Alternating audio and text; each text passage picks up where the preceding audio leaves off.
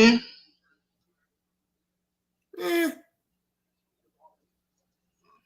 didn't. I mean, I was 50-50 going into this game. You know, it was a lot. It was a lot to digest without having any help. So that is true. But we got the bye, man, so we can get it together. Yep. Let's talk about it.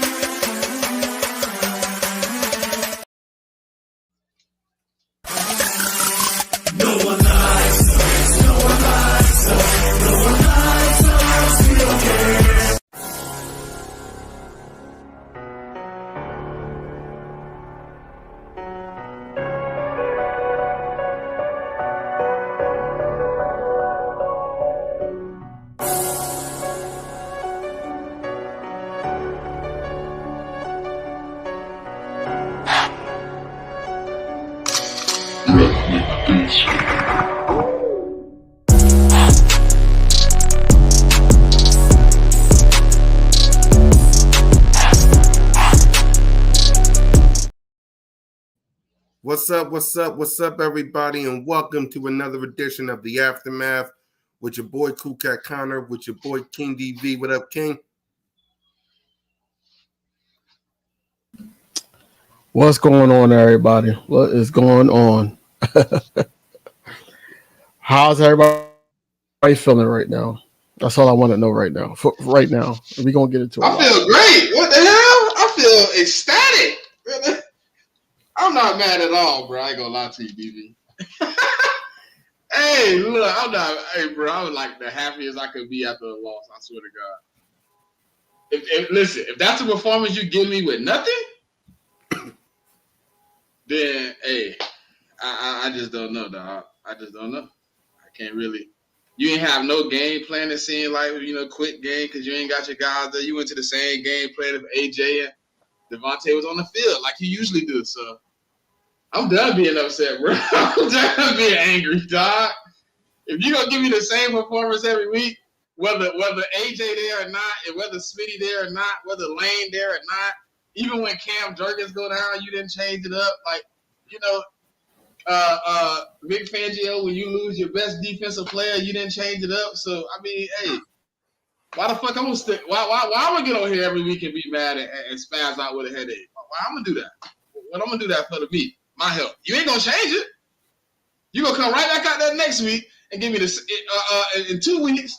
Give me the same fucking performance. So the only difference is I'm gonna have AJ and the rest of the squad back. But defensively, you wasn't missing nobody. You came out and did the same shit. You came out lackadaisical. You let Baker Mayfield do what the fuck he wanted to. He went down in the first 2 drives, 2 touchdowns, and then special teams come out and say, you know what? We ain't been doing enough. We ain't been contributing enough to the games. Let's run into the new kick returner. He gonna fumble. We're gonna give him another touchdown. We're gonna see if Jalen Hurts really about that shit. So hey. DV, I'm as ecstatic as I can be, dog. I'm going to find my bottle of water. Y'all keep going, man. That was Smitty. If you didn't know, that was Smitty. But go ahead, King. What's your thoughts on the Philadelphia Eagles? Because King Smitty said what he had to say. So the Eagles lost to the Buccaneers 33-16. So what's your thoughts, King? I feel like it's a mixture of everything. Like, it's redundant. Like Smitty, I understand where Smitty's coming from. It's redundant to keep on here every single week talking about the same things over and over again. The bad situational play calling. If we're down 14-0, why are we passing the rock? And it's only the first quarter. Like, hey, it's already hot. Situational is not just in game, it's the temperature, it's everything. your guys is getting cramped up. Please, like, just let them get rest. Run the ball. Stop getting these quick 3 and outs. Then you got on top of that, Vic Fangio. Vic Fangio, like I said, I'm on record saying it. Like, when Vic Fangio scheme, regardless if it's Jonathan Gannon calling it, regardless if it's Sean Desai / Matt Patricia calling it, or the man himself, Vic Fangio. When it works, it's the best thing since sliced bread. When it doesn't work, it's god awful. It's never nothing in between. And I'm thinking that, and I'm knowing that a lot of offensive coordinators and coaches have caught up to this scheme. So you got to do something else. Reason why last week worked for us, because we brought another guy down, or a guy or two. And then the Saints didn't know what to do with that, period. We got lucky with that one. Yes, we was on a high horse because of the defense, and the defense did show up. But the defense didn't show up to Tampa. They stayed in New Orleans. That's basically what happened. And Derry, I'm calling players. I don't care, because normally I get on here and I'm sitting up here like, yo, maybe I want that player to come on my channel and we can interview him or something like that. The hell with all that. Darius Slay needs to give it up. If he's going to play this sorry, he needs to give it up. Period. There's no way in hell they kept going towards you. And like, you're supposed to be big play Slay. You didn't do anything. Not a damn thing. I'm not reading Darlene's crap, because she's just coming over here to troll, Exactly. even if it's her nut ass. Trust me, I had to deal. So I'm not reading none of that. I had to deal with multiple people saying Jalen Hurts this, Jalen Hurts that. I had to deal with all of that today. So go ahead, King. That's the one person I don't got a problem with. No, shit. No. So Darlene, I don't know her personally. I don't know if she actually watched like Cowboys games and stuff like that. I think she just root for them, because like Cold Cowboys, he was talking trash and all that. I get it, because Eagles fans were talking trash to him when they lost. I get it. Yep. But when you come on here and not even trying to figure out what happened, but just just trolling and all that, like, you don't have no life. Period. Your team ain't even play. Like, I understand we both played and you get on us, but whatever. Sure enough. Back to the game. Why would I have a problem? Why would I have a problem with Jalen Hurts when he don't draw up game plans? When you knew you didn't have AJ Brown, but you got Jahan Dotson running AJ Brown routes. When you knew you didn't have Smitty, but you trusting John Ross to run fucking double moves to the end zone. That's why I don't have a problem with Jalen Hurts, bro. Because you should have put an offense together where it was dink, dunk. It should have been 1, 2, 3, go. 1, 2, 3, go. You don't got Lane, and then you didn't have Cam, so you down five pivotal players on your offense. I mean, the offense should have been way simpler. He should not have been having to create plays and be a superhero with your best 2 players on the fucking bench, or best 3 players on the fucking bench. On the offense, it should have been a simple offense. Me and DV talked about it on Wednesday. For us to be successful, a lot of Saquon and simple completions. Like, why are we out here running long developing routes with the skeleton crew? Why is Jalen Hurts? What's crazy, not to cut you off, but what's crazy is I thought Jalen Hurts was starting to do that when he got the completions to Paris Campbell, and then there was a completion, I think, to Jack Stoll. So I'm like, all right, he's getting into a rhythm. I said he's figuring something out. And then they ran a fucking fly route. They ran a fly route to John Ross. I mean, with no other valuable fucking routes ran. So Jalen Hurts just throws it out the back of the end zone. Like, to me, bro, Kellen Moore and Sirianni just didn't even come out with a game plan that said, "Hey, look, we don't got the people we got, and we're gonna play this a little different." They came out and said, "Hey, look, we're the Philadelphia Eagles. This the offense we run, and no matter who's on the field available, we're gonna run the same fucking offense." Right. It's no why is AJ and Smitty out of the game and fucking Saquon don't got 20 plus carries? Because they don't want to play him. That's man, I don't want to hear that shit. Is. That's what the excuse is that they give. No, I understand. I know what they quote unquote want to make it seem like, DB. But in my mind, it's like, bruh, you have a star running back. You have paid him. This is a moment in time where you don't have them. If you was talking about running him in the ground, I could see if it was 6, 7, 8 weeks consecutive of him running him in the ground. This would be week 2 that he's had to go over 25 carries to win a game, and you did not give him the 25 carries. Like, the Atlanta game was another example of he should have had 25 plus carries, and he didn't, and we would have won the game. Today, but attrition really is the reason the defense looks so bad, because the first drive, 1, 2, 3 pass, we out. 1, 2, 3 pass, we out. Like, oh, matter of fact, we're gonna get a stop on defense, but the defense going right back on the field because Isaiah Rodgers said, fuck what I'm doing. I'm pushing the defender into Reed. Bro, that shit to me. That's why I tweeted. That's why I tweeted. I said, yo, you can't make this shit up. You can't make this shit up.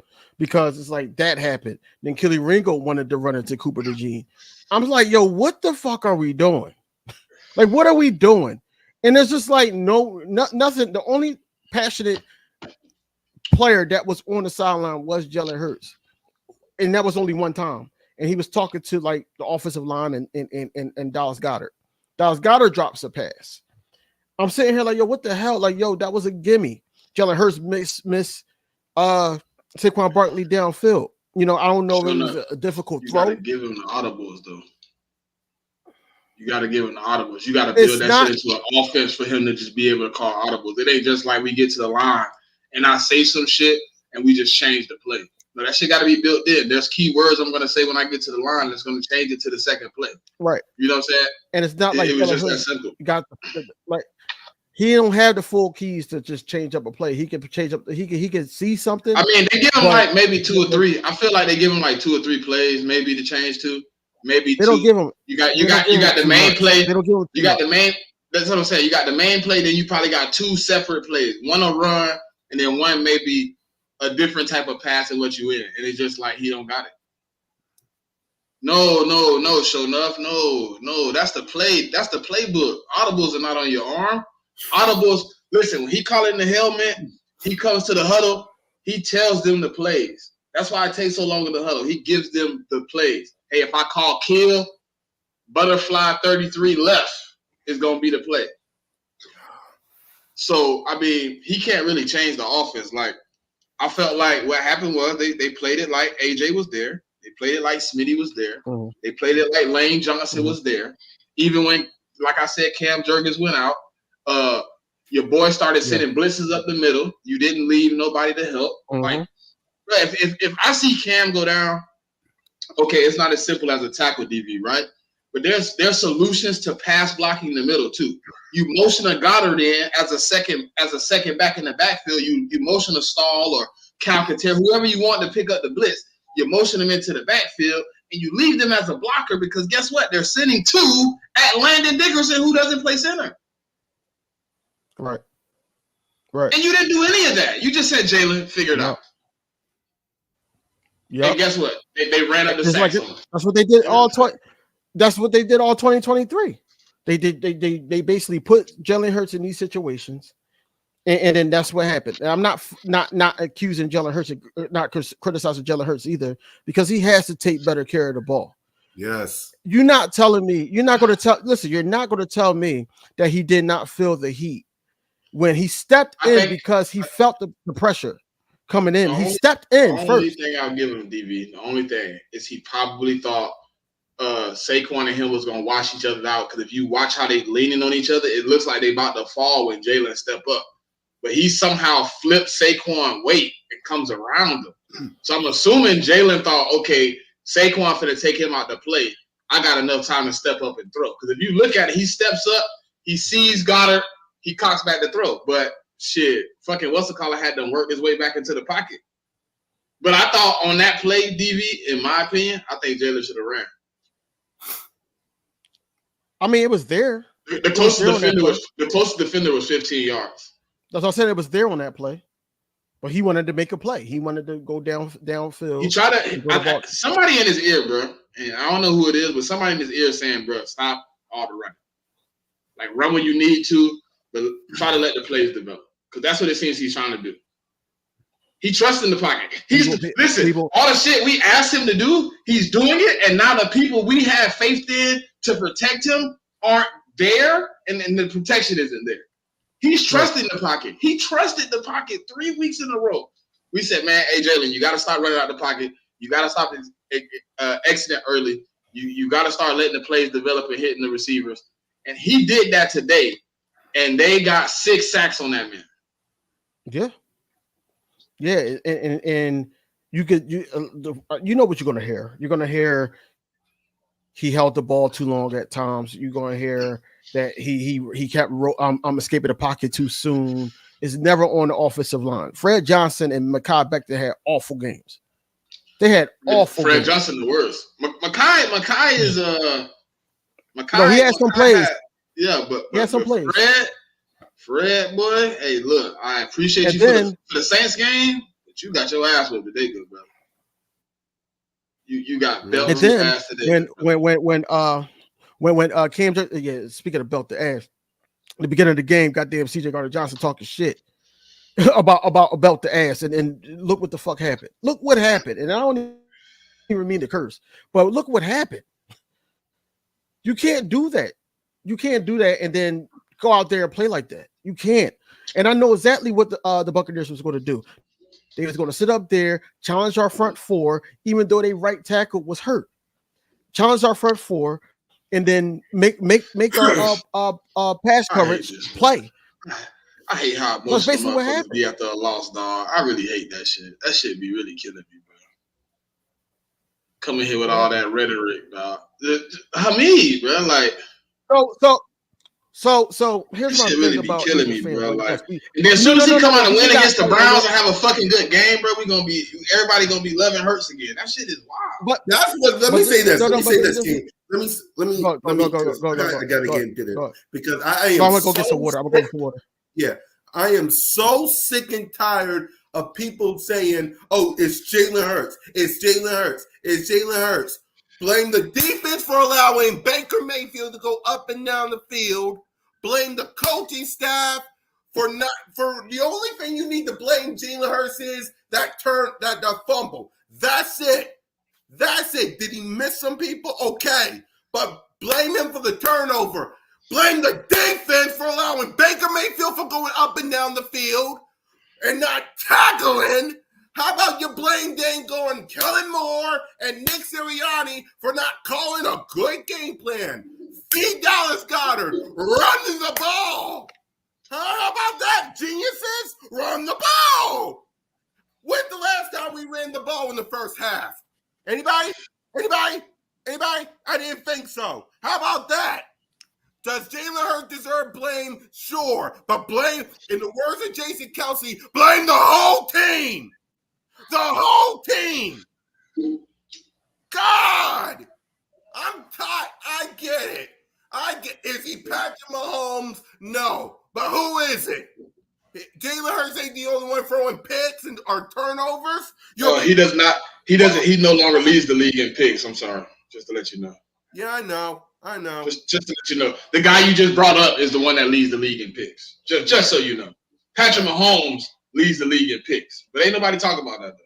No, really? Patrick Mahomes? Wow! But they don't want to talk about that now, do they? Go ahead, King. My bad. I just want to sick of this. No.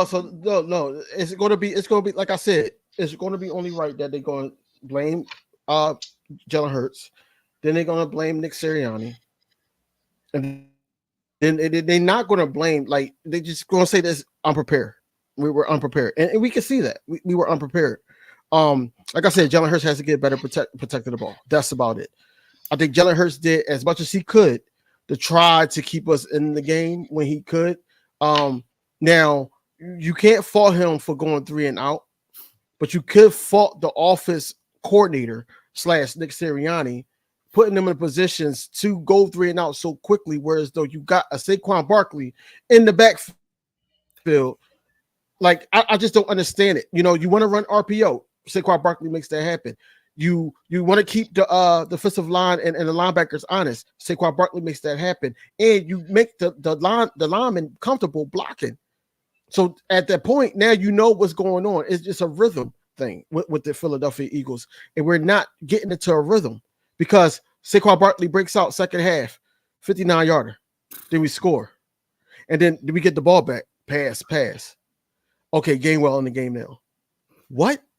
Like, what are we doing? What are we doing? Like, what are we doing? Right? And then you flip sides. A lot of people are like, oh, well, they're going to attack the rookie. They're going to attack the rookie. Okay. Quinyon Mitchell had an okay game. He challenged some plays. He got beat on some plays. Who didn't have a good game? Darius Slay, Avonte Maddox, CJ Gardner-Johnson, Reed Blankenship when he was getting cooked too. Y'all leaving the main culprit out of this fuck shit. And I'm done with that nigga, dog. I'm done with that nigga. He not coming back on the good list. It ain't no more friendship. That motherfucker too. He don't get a name. That's what I said. I said we fucking lose, and you jump your punk ass on goddamn Twitter and you post your damn stats over your career to justify you being a good player. I don't care about that. But bro, you know how long, Slay, I guess he's respected in the league, but you know how long he's been running with that narrative, like, oh, I have these stats. He's been running with that narrative forever. The last couple years, he's been fucking garbage. Yes, when he make a play, yes, I'm gonna cheer for him. He played for my team. But once you say things like, oh, I almost like on the offseason, you said I almost was a Raven. I don't want to hear that shit. When they said, oh, I made tackles, throughout the season, 2023, it was that game when they was like, oh, he's scared to tackle, or I make tackles or whatever like that. Like that shit. No response I do like, DV. Who? Makai Becton. What Kyle Becton say? I know what needs to be done. No need to go back and forth. We all know what needs to be done, but it is like he's speaking about him though. He's speaking about him.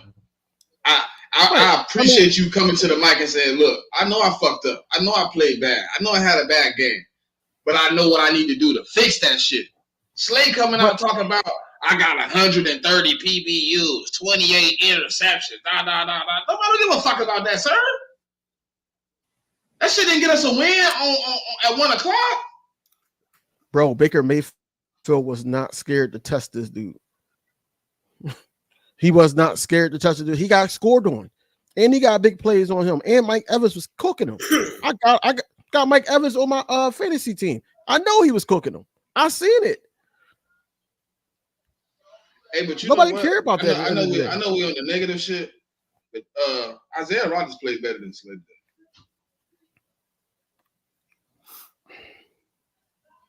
Isaiah Rodgers won it more. When he got in the game, bro, they stopped going that way. They literally said, "Okay, we gotta attack Avonte Maddox while them two in." They knew exactly where they wanted to go with the ball, and that's why I said the Buccaneers did exactly what they wanted to do. When Slade was in, it felt like they wanted to attack Slade.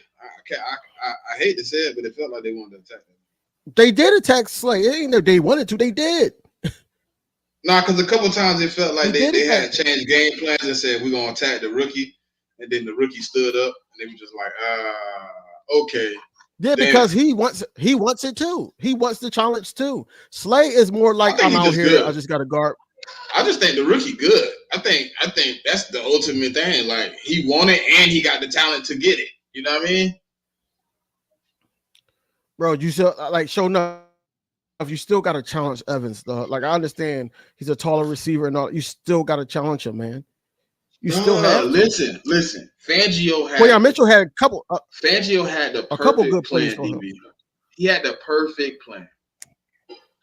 He slid Quinyon into that one-on-one man situation. He kept putting Maddox in 2 times in the red zone on Evans.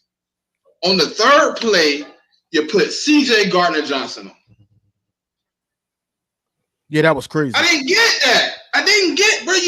Quinion literally took him out to play 2 plays consecutive. And then you said, all right, they're not going to go back to him, so we're going to throw C.J. Gardner-Johnson on. Why?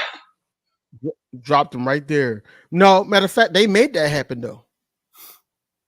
They made that happen because when they moved. No. The first two times. See, look, the third time they did it, we were in zone. The first 2 times, we were in man. I know. He stopped going, man. So that is his fault. So when Evans, look, if you watch it, when you go back and watch the all 22, when he do the shift the first time and Evans is there, Quinion don't move. What's the name? Jump outside. Avante Maddox. He jumps outside. Right. Quinion stay right on Evans. The first 2 times that happens. The third time they do that little stupid shift where Quinion ends up outside. About. I said, you say exactly what I said. Why would you change that shit up? Why not stay in the man? You got the best player on your best defender right now. Run it 3 times in a row. We making you take the field goal here. We're not giving up the touchdown. They gave up the touchdown. So. Yep. I still don't understand. If Fangio don't come out that zone and start adjusting to what's going on the field, some teams you're not going to be able to zone them to death because they have quarterbacks that can play football. And that's just as simple as that. Cool. When you have somebody that can play and can recognize the zone, and they have smart receivers who can sit down in zones and find open spots and pockets, you're going to be in trouble. You're going to get cooked.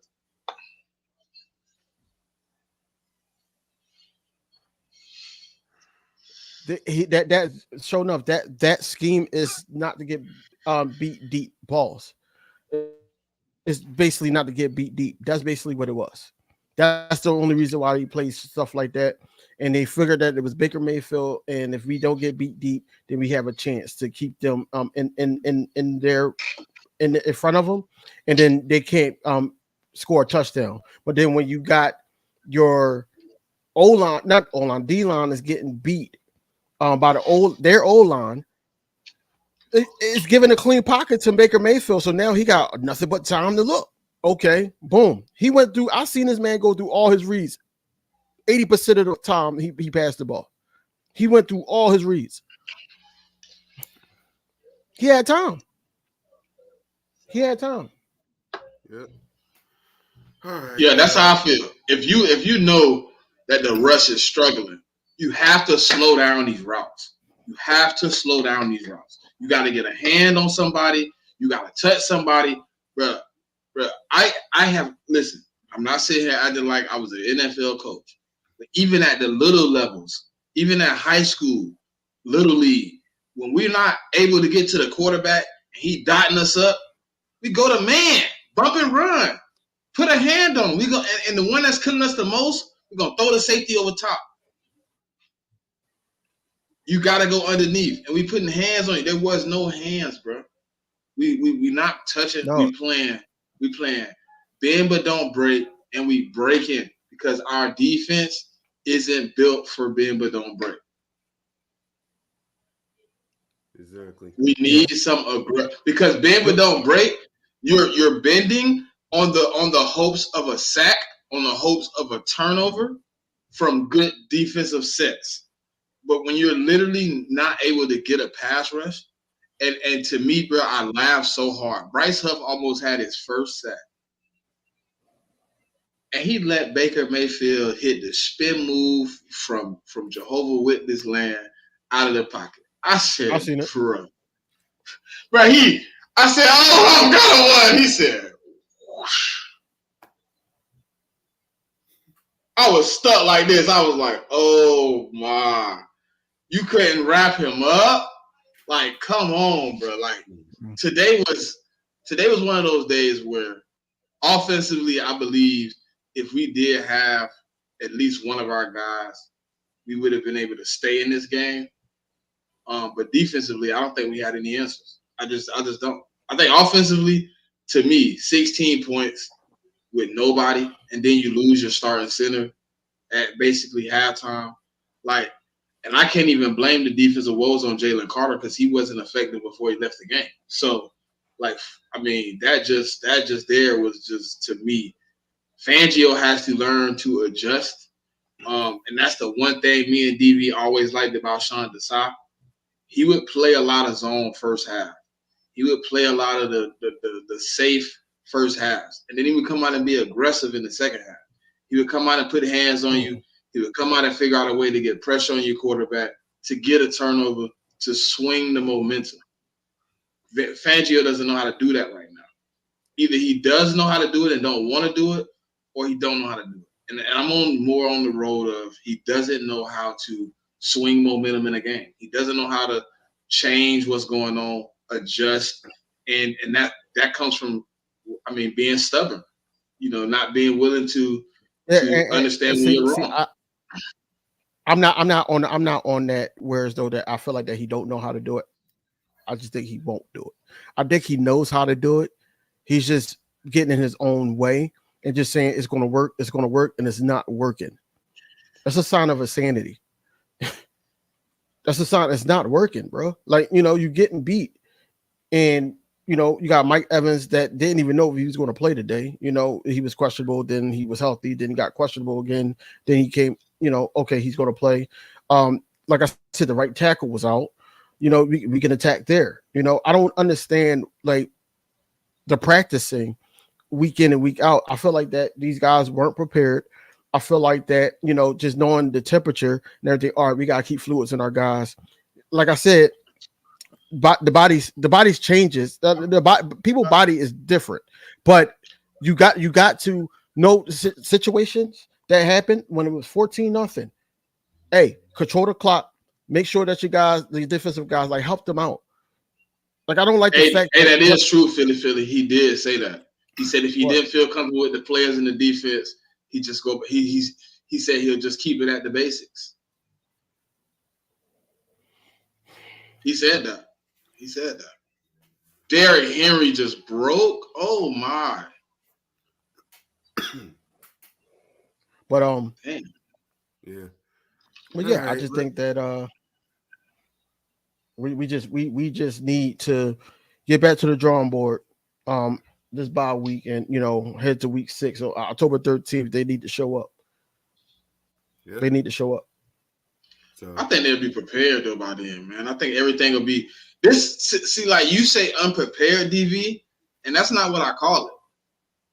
That's not even what I think it was, bro. It looked, bro. When I look at that offense, when I watch Jahan Dotson routes, he's running routes you would run with AJ Brown, just like they did last week when they ran AJ Brown routes with Smitty. You running the same routes that you would run with AJ with Jahan, and they're not the same player. He running the routes. He running like it's not effective. He was doing those routes when he was with the Commanders in the game that I always was mentioning before this game when he had over 100-something yards. He knows how to do it. He wasn't running with confidence. He don't know how to run it from the one either.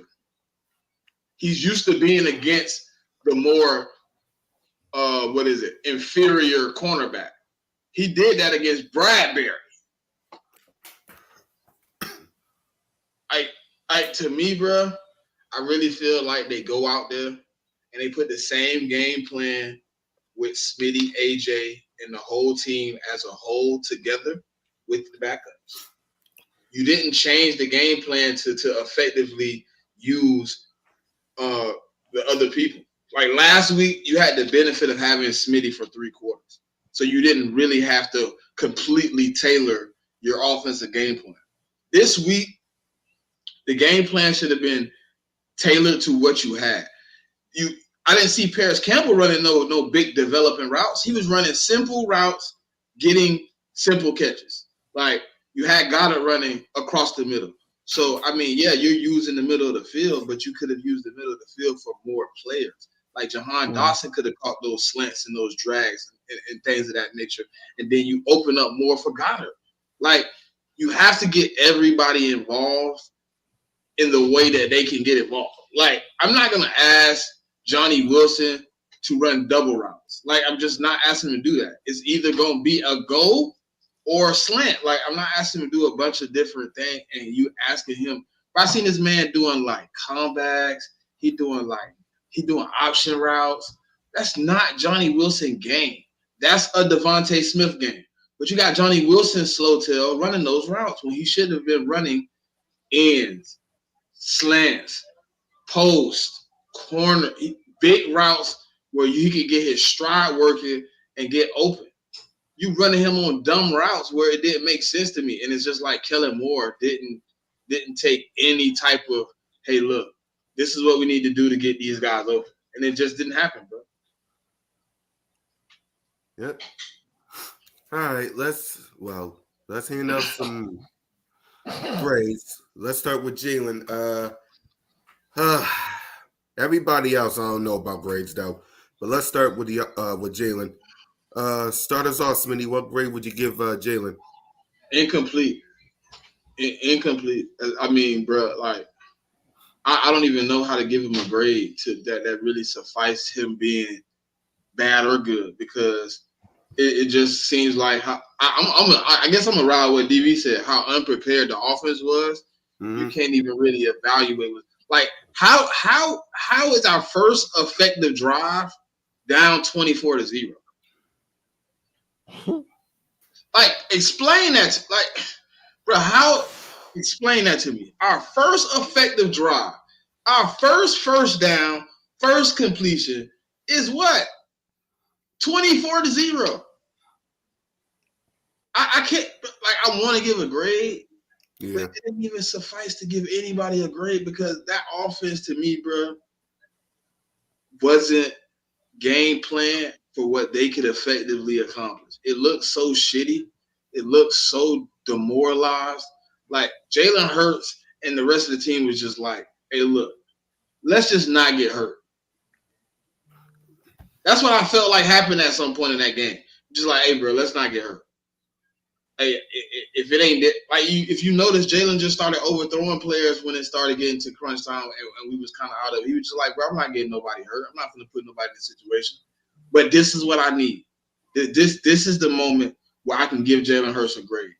When you get back in that locker room, when you get back with them offensive coordinators, bro, you need to speak the hell up.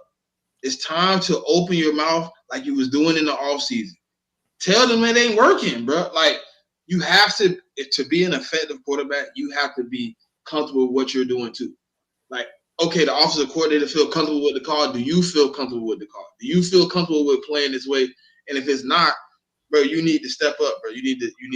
I ain't gonna say you need to orchestrate the offense, but let Kellen Moore and Sirianni know, or you know what I'm saying, whoever's over the game planning at the moment. Hey man, look, we need to do a better job of using, you know, this or using that. I know we getting AJ, we getting Smitty back, but it's some things we can work on as an offense to get better. Like, even when we were fully healthy, bro, week 1, with the whole offense, it didn't look good to me either. So I'm at a point where, like, Jalen to me deserves a failing grade, because he probably I don't even know if he was effective or ineffective. To me, the offense was ineffective in a whole. If I was gonna give the offense a grade, probably I'd give him an F. You know what I mean? It just was bad all around. The offensive line wasn't blocking. That's something unusual, but you also lost two of your biggest guys. So if I had to give him a grade, probably somewhere in the, you know, C minus, D minus, somewhere in there. You know what I'm saying? Yeah. It wasn't a great game anywhere, but that's kind of where I'm at with it. Yep. King? I'm going to give Jalen Hurts. I'm going to give him an F. I'm going to give him an F because I feel like even though we talk about how the coaching staff put him in situations and everything like that, they're looking for him to be the guy. You know, he's in his 4th year starting. We can't keep talking about how great this guy is, how he's like, you know, the number 1 player, quarterback in the NFC ranked this year at 15. couple seasons ago, he was ranked number 3. Players out of the top 100. And not taking care of the ball is crucial. Being the quarterback, that's a part of your growth.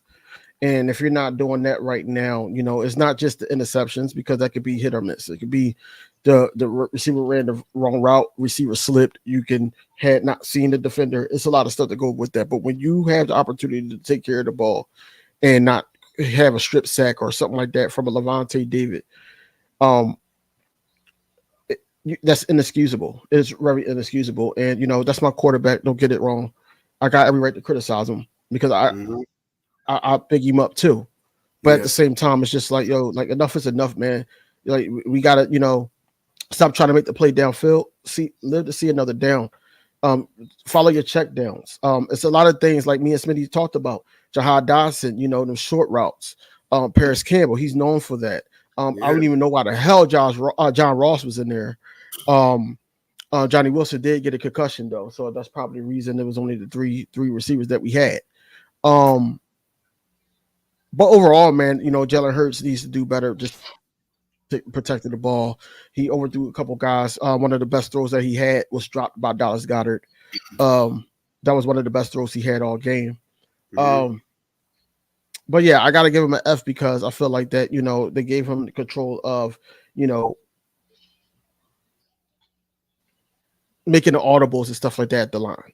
And I feel like that certain things didn't, he didn't really play. The coaching staff is at fault first, but then you got to blame the quarterback and then the rest of the players.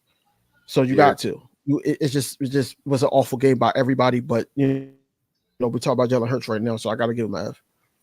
Yeah, I'll give him a D minus. I'll give him a D minus because listen. The whole team got to get blamed for this. The whole team. So I'll say he gets a D minus from me. It's like if someone's open, throw it to him. It like throw the check down like that. When he was holding the ball when it was fumbled, he could have just hold on to it and just take the sack. Live to fight another day, because that's what everybody on these networks, that's what Darlene and Cowboy fans going to be saying. Just hold on. I think when y'all go back and see that play, I think y'all will change y'all perspective of what happened. I'm just being honest with y'all. Like when y'all look at that fumble, I think y'all going. Dallas Goedert was wide open. He stepped up to throw it to him. Saquon been holding those blocks all year. He was safe. He thought Saquon was going to take Levante David and wash him. He's not thinking Levante David finna do a spin move on Saquon and come back up in the pocket. He like, oh, Saquon got him? I'm finna throw this to Goddard. And as soon as he put his arm back, Levante David is reaching across Saquon like this. So to me, in my mind, just thinking like Jalen Hurts, he's like, I trust Saquon enough to do his job. He got that blitzer. He done took him this way, and I done stepped up into the pocket. He got him held back. I'm safe. I feel comfortable. Like that's the only thing I was thinking about when I seen it. I'm like, okay, Jalen. And then when he caught back, I seen Levante reach. I was like, I seen it coming. Like soon as he dropped, I'm like, but I seen Goddard. Goddard was coming across like this. It was a wide open touchdown. Nobody was with Goddard. He was going to drop that in the bucket. That was a clean, and that would have been 23-30. But so what you saying is the move he made. Saquon didn't do his job. Saquon was supposed to continue washing him out the play. Saquon kind of lets him spin back inside. So Saquon is like this. Levante reaching over a sideways Saquon. Saquon ends up he got him the whole time. Like if you watch it, he pick him up. Jalen moved this way. He steps up. He steps up into the pocket because he got him like this. So you have him face that way. So all you have to do is hold him enough for me to get off. He lets Levante spin him, turn his momentum sideways, and now Levante has a clean shot at the ball. Levante didn't just he's like reaching across Saquon like this to get that strip sack. So in my head, I know Jalen trusts Saquon to hold that off enough for me to step up in his pocket and get this pass off. That's all I can think of, because that's how it felt to me. Because he moved this way, he let Saquon get enough angle, and then he stepped up into the pocket. Right. I mean, y'all want him to run, y'all want him to throw it, y'all want him to stand in the pocket and wait for the play to develop. Then when he do that, he holding it too long. I agree with you after listening to you. I'm just talking about King. He like Jalen held on the ball long. He held on it, waiting for somebody to be open instead of just running out the pocket, and then y'all saying he left the pocket to her. He could have easily ran on the first attempt when he seen Saquon, the blitz coming out in the middle. He could have took off outside and got 3 yards. But he tried to say, okay, I'm gonna let the play develop. I'm gonna be a quarterback. I'm gonna step up into the pocket, and I'm gonna put this on the money to Goddard coming across wide open with a trailing linebacker who's not gonna catch up to the pass. He had what's the dude name that got beat a couple of times? The Brock, whatever his name was. He running behind Goddard trying to catch up. Jalen finna lead him right into the end zone, but it didn't hold off like that. Oh, there you go. That's how I felt. Yeah, I know. Maybe when y'all see it, y'all will tell me different. I don't know. But right. That's how I felt when I seen it. I haven't seen all 22 to watch it again, but from the couple little snippets I did see of it, it just seemed like Saquon. He might have thought Saquon was gonna hold it just enough for him to get the pass off. Right. Speaking of which, yeah. But he do get a D minus though. That is D minus F, whatever you want to give him. That's justified because I mean, even when they said he got the ability to do whatever. So I mean, if he does have that ability, he just leaving it in the hands of the coordinator. Then I mean, hey, that's obviously on you too. You got to understand what works too. Right. So speaking of which, Saquon and Dallas Goedert, because I ain't grading nobody else on the offense side of the ball. So Saquon and Goddard, King. Saquon. I mean, he was like really the only bright spot in the offense. Right. Consistently. Just blocking it. He had a couple plays that he got beat, but blocking. But the breakout, the 59-yarder that he had, and that was great work by Cam Jurgens, by the way. Like I seen that play how it developed when I would put it in slow motion. He actually developed that play pretty well for that lane to open up for Saquon to get going.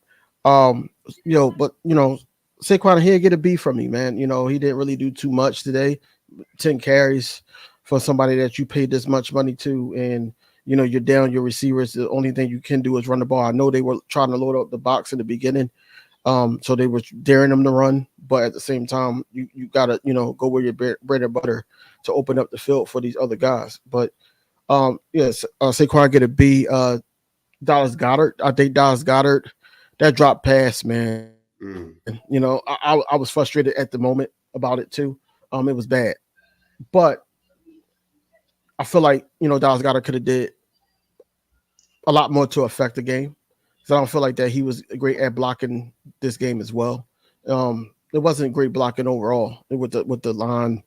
Running back did okay, but like Dana just said that he's not a linebacker. He's not a lineman. So you can't rely on him just to block. I guess Goddard get it like a C minus. I give Goddard a C minus because he did have 62 yards. Mm-hmm. He did catch some passes or whatever. But yeah, I think overall, just the offense. Offense, it was just bad play calling, bad offense. I know we're gonna get to coaches, but the offense didn't look good. Can't really grade the wide receiver because the wide receivers didn't really do too much. Paris Campbell's had a couple short catches. Jack Stoll had a catch. Hurts did overthrow Calcaterra. But yeah, offense didn't really do too much. Even with AJ Brown and Devontae Smith, I felt like that the offense was still, key in enough to actually get points on the board, and they didn't. And we just relied too much on the tush push to get a score because it was almost like a struggle to get to 14. And then if it wasn't for that you know, the special teams play, you know, we wasn't even in range to try to make this a one score game. So yeah, the offense overall just played awful. Yep. Smitty? Saquon Barkley, yeah, he get like a solid B. You know what I mean? Mm-hmm. The game plan wasn't there, so he couldn't be effective as he wanted to. So I get it. You know, it wasn't the perfect matchup for him to get off how he wanted to, but I think we'll get better as it goes along. That's what I believe. I'm trying to get back to this. I'm really trying to watch this sack. I wanted to see how what happened. Oh yeah, he completely beat Saquon. Oh damn, I ain't even noticed that, bro. That's what I was saying. He did beat him. I know who was blocking him, but when I'm saying I felt like, you know, and like just watching it in real time that Jalen Hurts But he immediately felt it. steps up to throw it though. He immediately steps up to throw it. It ain't like he waited. He's like, soon as he gets past, he comes back to throw it. But Saquon got beat way faster than I think he assumed. He like, okay, boom, throw it, and he gets hit. Soon as he steps up past Saquon to get it off, he get hit. I mean, it could have been bad awareness on Jalen, but yeah, it is a clean lane to run right now. I mean, if he wants to take off, he probably could. Mm-hmm. But yeah, Saquon get a B. I really can't grade nobody else. Nobody else really had an opportunity. I mean, Goddard had a decent couple opportunities, but it wasn't really. It was just all around bad game. Yeah. Barkley gets a B, like you guys. Goddard, C. I saw a C. Everybody else, I really can't grade them right now. Oh, Hold on. So wait. what? Wow. Bro. Hey, I'm not even blaming Barkley, bro. Hey, DV. I'm gonna send you this link. Can you go to the 9-minute and 16-minute mark and tell me who you see below coverage on this? I'm sending it to you right now, DV. All right. You're gonna see it too. You're gonna be like, oh my, that shouldn't even have been on Saquon. Saquon shouldn't even have to pick that up. You're gonna see it. Go to the 9-minute and 15-second mark. Yeah. Keep going though, cool cat. I just want him to see that real quick. All right. Okay. So with that, You might have to watch it a couple times like me. I had to watch it like 2 times, DV. I was like, oh. Well, we might want to talk about it because does anyone want to grade the defense? Like our F? Man, F all the way around. Yeah. We'll get to the coaching staff. We'll get to the coaching staff next. It's F. It's an F though. I want to see if DV comes to the same conclusion as me. Right. Hold on. All right, I'm here. Oh, hold on. I gotta watch it again. Hold on. That was. Here we go. Hold up. Okay. That was the play to Saquon. And here we go. I think this is it. No, that's not it. Where am I at? All right. It's coming up. That was the Goddard. That was the play that I was like, he caught that. It should be like 9:15. I'm looking at it now. That was that looked like from the second watch. That looked like that was on the center. It's either the center Landon. or Landon. Yeah, but Landon was playing center at that time. Nah, Landon playing next to Cam playing center at that time. No, that was Cam. That was on the center. Landon standing there like was more on the center. Landon is standing when Hurst is getting strip sacked. Landon is just. It looks like. Yeah, it looks like it looks like Saquon picked up him too late, and he couldn't like really challenge it. That's what it looks like. Yeah, that's Landon guy, man. Look like Landon the one might have blown that protection. I see Landon look back, but I think it was on Cam. Let me see. I'm gonna go back. I just want to see what hole he go down. Pause. Mm-hmm. Pause. Ooh. No, it's Landon. It's Landon. Cam pick up the D tackle. It's Landon. Landon isn't looking, bro. He don't even see Levante David coming. Pause it at 9:14. It is. No, it is. It's Landon. It's Landon. I seen it. Landon blew it. Landon missed the whole protection. They didn't send 6. They sent 5. They said 5. If Landon picks up, but it's a clean pocket. it's a better pocket. I ain't gonna say clean. It's a better pocket. I mean, it's clean enough for him to step up and make that throw when he wanted to. Yeah, that's what I'm saying. It's a clean. It's a clean pocket. It's not a better. It's a better pocket. I don't think it's clean to the point where he don't have like he has all the time in the world. No, not like that. Not the Jalen Hurts when he waiting for it. But I think he has enough to, all right, get it out. Mm-hmm. Yeah, but the defense, nobody wants to grade the defense. They were stifling us with that blitz though. Somebody gotta have their head on the swivel. Mm-hmm. And it has to, and I believe it could have been Cam. It could have been Cam and Landon pick him up because you still have Fred Johnson and Mekhi Becton on 2 guys on the other side. So you might could have let Mekhi go one-on-one with if I'm not mistaken, it looked like Vita Vea. Yeah. But Cam picks him up. How did Mekhi Becton on that one play? How did Mekhi Becton allow that to happen? He tried to. I'm not sure. It looked like he tried to stab and then get back to Vita, but Vita had already pushed him inside. That had to be the slowest move I ever seen a D lineman do, and he got through. For real. It was crazy. The only disappointing thing about that is if you go through all these radio and TV shows, they ain't going to blame that on the offensive line. They're going to blame it on Jalen. They ain't going to watch it. Jalen is a hot topic. Nick Sirianni's a hot topic.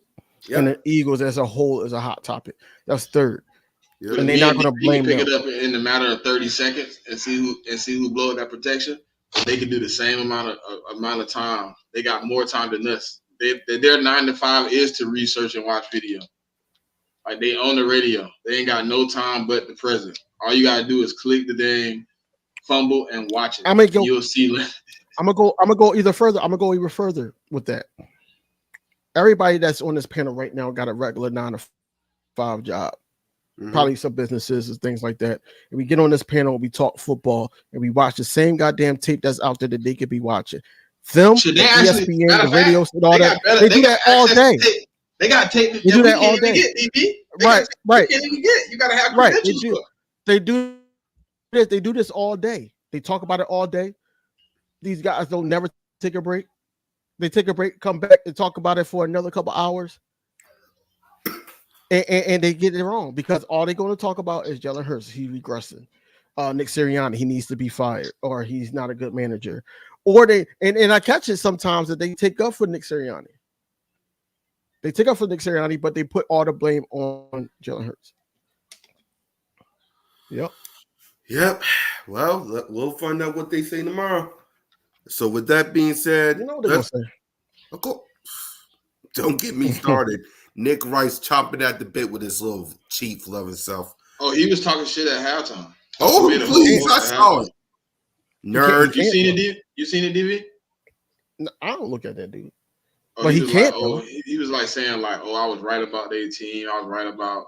I was right, Eagle fans. I was right. Maybe I was too nice to y'all when I said it. Nerd. Anyone want to grade the coaching staff? Nope. F. Nope. All across the board, F. Nick Sirianni. What Nick Sirianni? We're going to keep saying the same thing over and over again about Nick Sirianni. Kellen Moore needs to do better. He needs to do better as well. It's not, just you've seen some of schemes that he was trying to run, but it didn't work. It wasn't effective. He never switched it up. Doug Nussmeier has to get Jalen Hurts more prepared, especially when it's Hey, this type of DB, situation. you know what's funny to me? People think Nick calling plays. And a Cowboy fan came in my space. He was like, "Nah, Nick ain't calling plays. That's just Kellen." Hey, bro, I died laughing. He was like, "That's just Kellen." He was like, "They just alike. That's why it don't look different." And they said that too. Nick Sirianni said it's going to look the same because he calls the same. And then even Kellen Moore said, "Hey, we got the same type of thing. So some things going to look different, but it's going to be with a little bit more flair. We're going to keep some of the things." And then they asked him, "You going to keep the tush push?" This is when we first had the introduction for him. They was smushing him with that tush push. I ain't gonna lie. Yeah, man, I hate that shit because it's like we're relying on it so much. Oh, 4th and 1 or 3rd and 1 or tush push time. No, stop tweeting it and stop doing that. Yo, we got Saquon, run the ball, do variants of it, do something else. Because now teams are looking for it. Or you go do that. We're so predictable. So predictable. I mean, it worked today though. I mean, a team that was effective against it last year, it worked today though. It did. But I mean, that heat, bro, I don't know, bro. Something about that heat today, bro, that really whooped our butt. Man, people was going down left and right. We pay these guys, well, not we, but they pay these guys millions of dollars to play football in any type of weather, bro.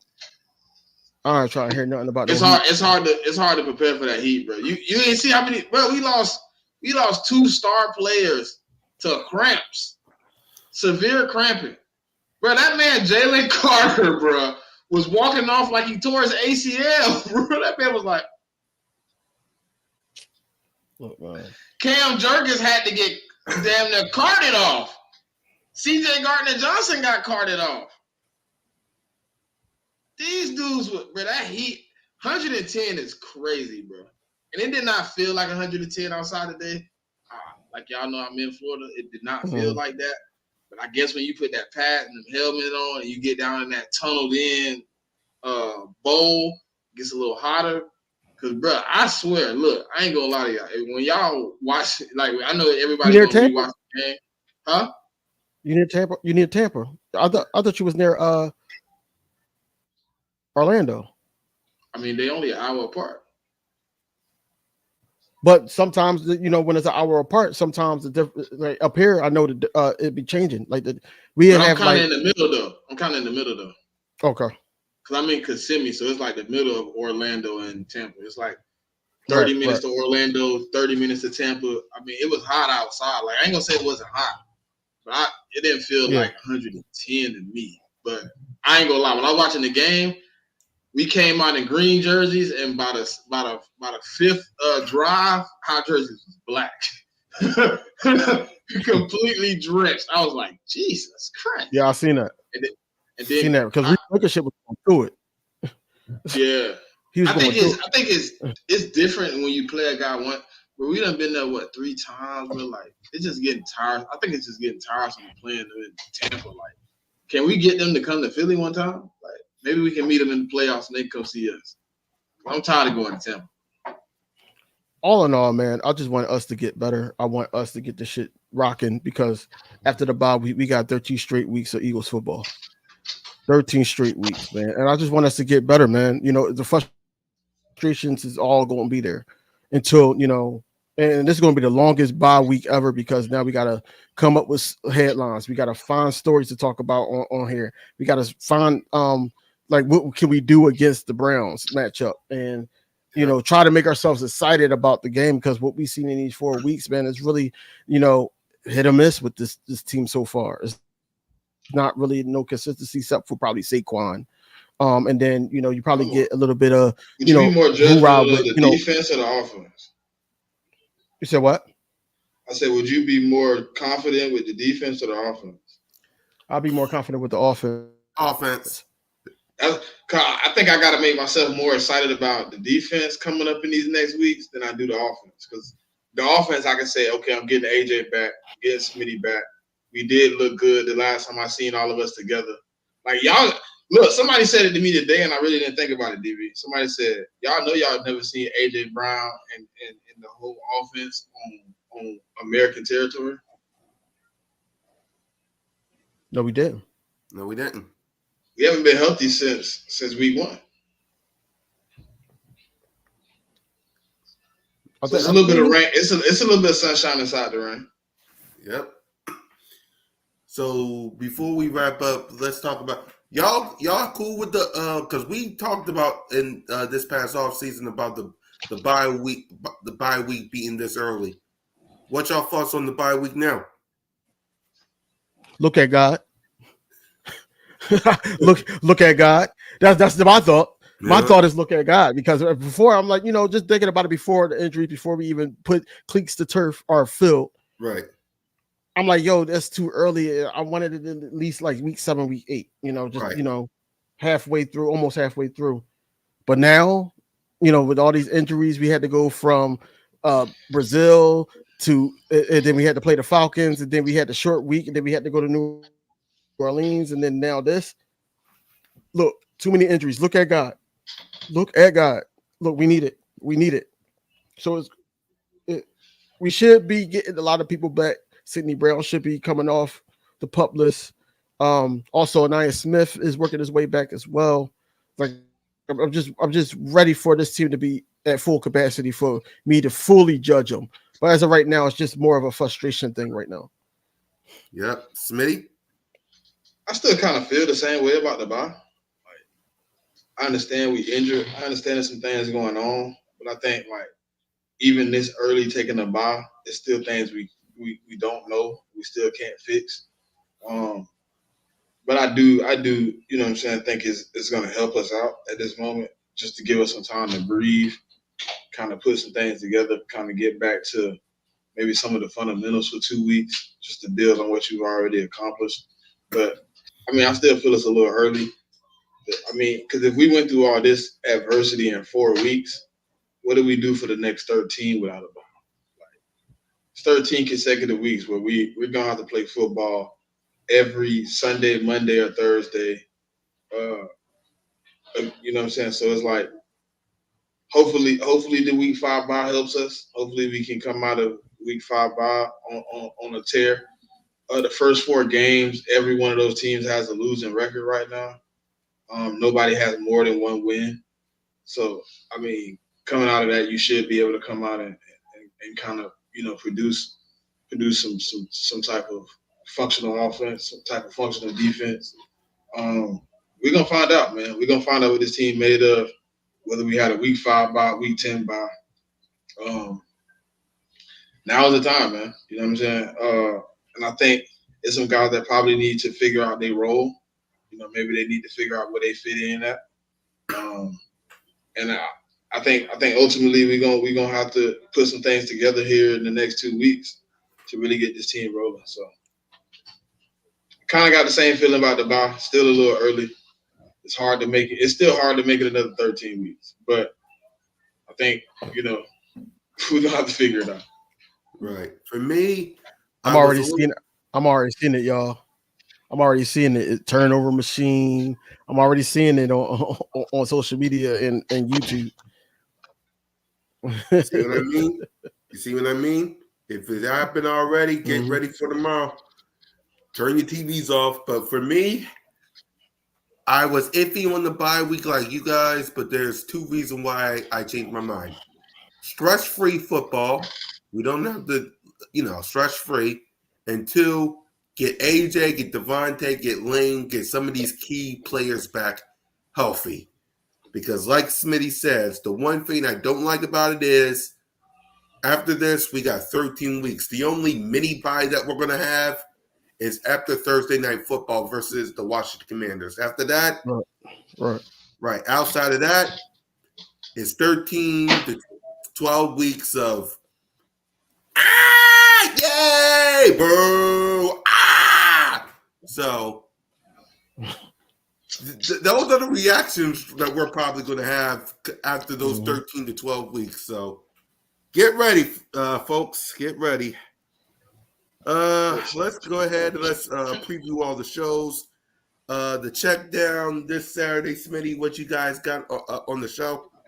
Power rankings coming back, man. Power rankings will be back, man. The 4-week power rankings, we will be moving some teams around, man. I wish my team would have got a dub today, so we could stay, somewhere in the top. But we gonna figure it out, Right. Inside the nest with Smitty and King. What y'all got? Basically just going over this game, getting more in depth. All 22 should be out. So just check us out if you guys want the insights. Two great minds, just going back and forth and picking off of each other, and then also just going into the bye week, seeing what they need to work on, things like that, and then just talking Eagles football and also NFL football. We always try to go to the 2-hour mark, so just stay tuned for that on Wednesday. Yep. Cool Cat Mix tomorrow. Birds of Broad Street tomorrow. The word of the day is blame. The call-in show is back, so if y'all want to let it out, spit it out, whatever it is y'all got to do, pause.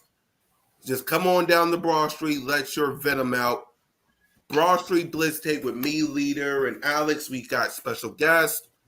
And we'll be back on here on the Aftermath to preview the Browns. So we'll talk about that. And Monday also. Birds Flying High. I forgot about that. The Birds Flying High podcast is back. Boys are going to be in full effect, man. They came back from New Orleans, and I know they are upset as much as we are about, are frustrated about this game. So, it's going to be some more insights as well. So Monday you get hit with a double whammy from all of us, basically. So, just like, comment, subscribe on each channel. Cool Cat, one of the hardest working men on YouTube. So, but yeah, just like, comment, and subscribe to everybody's channel if you want to get consistent Eagles content. Yeah. And with that, start us off, King, with our final word. Look, man, we 2-2. You can like it, hate it, whatever, be frustrated about it, quit on the team after 4 weeks. But as I say all the time, that I'm a fan of the name on the front of the jersey, not the back. At the end of the day, yes, we love the players that we have, but at the same time, we do have players on this on this team that does not want to play for the city. They don't want to play for us, and this is what made me fall in love being a Philadelphia Eagle fan, because we had players that played for the city. They played for the fan base. They fed off of us. And I feel like that if they have a bad game, you have guys like Slay and everybody out there like that would just, oh, this is my stats and this, that, and third. We got to watch the party die if that's going to continue to be the season. We got to, and then we just got to go through it. But 4-4, I'm not giving up hope that we can make it far in this postseason. But right now it's looking a little shaky, and we got to get it together. And I feel like I'm hopeful that we get it together in this next 2 weeks upcoming matchup with the Browns game that I will be in the building. I will be in the building October 13th. So yeah, we gotta get the ball rolling, go 1-0, starting October 13th. And fly, Eagles, fly, go Birds. Yeah. Smitty? I mean, hey man. We got the bye week. Football is stress-free for us this next week coming up. We just got to get better, man. We gotta prepare to be better. It's one play at a time, one day at a time, 1-0 every week.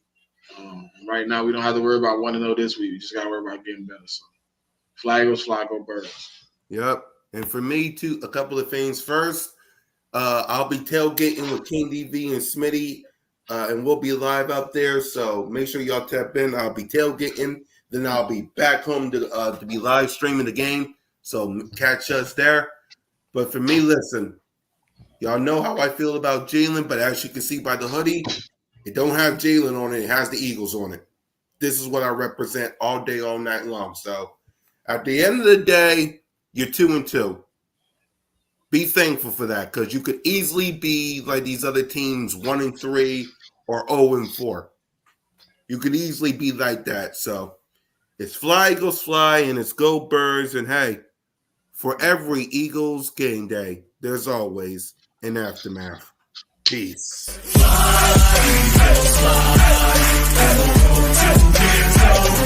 Slide,